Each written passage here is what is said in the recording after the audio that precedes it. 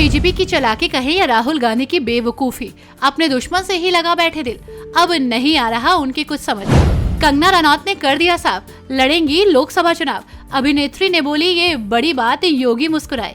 मोदी ने भी बजाई जमकर ताली। राहुल गांधी को फिर मिलेगा धोखा, जिसे बनाना चाह रहे थे दुल्हनिया, उसी ने खोली राहुल की दादी की पोल, कर दिया बड़ा खेल।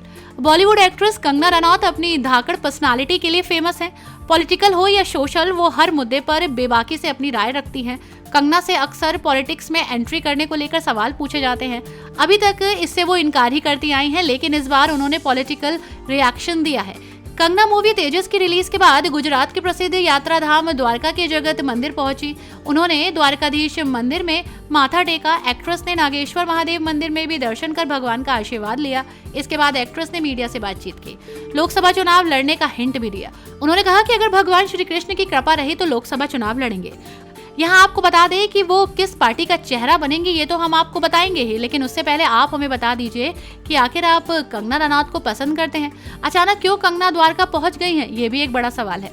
उन्होंने बताया कि कैसे वो कई दिनों से बेचैन थी, लेकिन भगवान के दर्शन करने के बाद उनके मन को शांति मिली।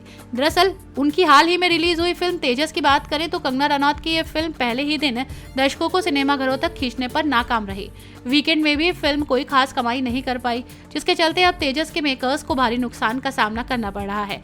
थिएटर मालिकों को फिल्म के शो रद्द करने पड़े हैं।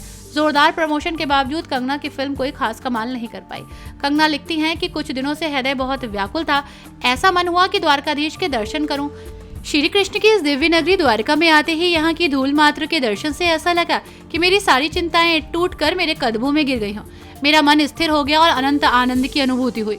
हे द्वारकाधीश, इसी तरह अपनी कृपा बनाए रखें। हरे कृष्णा। इस दौरान जब एक्ट्रेस से आगामी लोकसभा चुनाव को लेकर सवाल किया गया तो उन्होंने कहा कि लोगों में काफी उत्सुकता है चुनाव को लेकर, मगर 2024 में भी वही होने वाला है जो 2019 के लोकसभा चुनाव में हुआ था।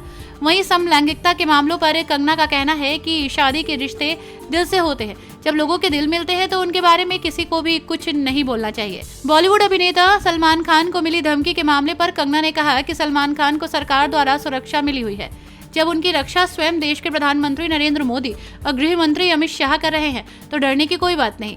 जब मुझे धमकी मिली तो मुझे भी सरकार द्वारा सुरक्षा दी गई। आज देश सुरक्षित हाथों में है। मीडिया से बातचीत में कंगना ने द्वारका के बारे में कहा कि द्वारका नगरी तो हमेशा कहती हूँ कि दिव्य नगरी है। यहाँ की हर एक चीज अद्भुत है।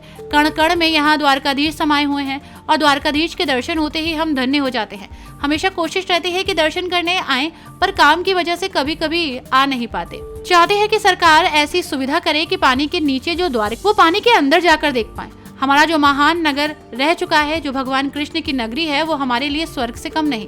कंगना ने राम मंदिर के बारे में कहा कि राम जी का जन्म स्थल 600 साल के संघर्ष के बाद भाजपा सरकार का काम है कि भारतवर्ष को ये दिन देखने को मिला है। ये बहुत ही धूमधाम से मंदिर को स्थापित करेंगे। ये सनातन के लिए बहुत बड़ा उत्सव है। उम्मीद करते हैं कि सनातन की ध्वजा सारे विश्व में लहराए। उनकी बातों से साफ नजर आ रहा है कि वो नरेंद्र मोदी से काफी प्रभावित हैं, जिसके चलते वो जल्द ही बीजेपी में शामिल हो सकती हैं। Bureau report TNF today.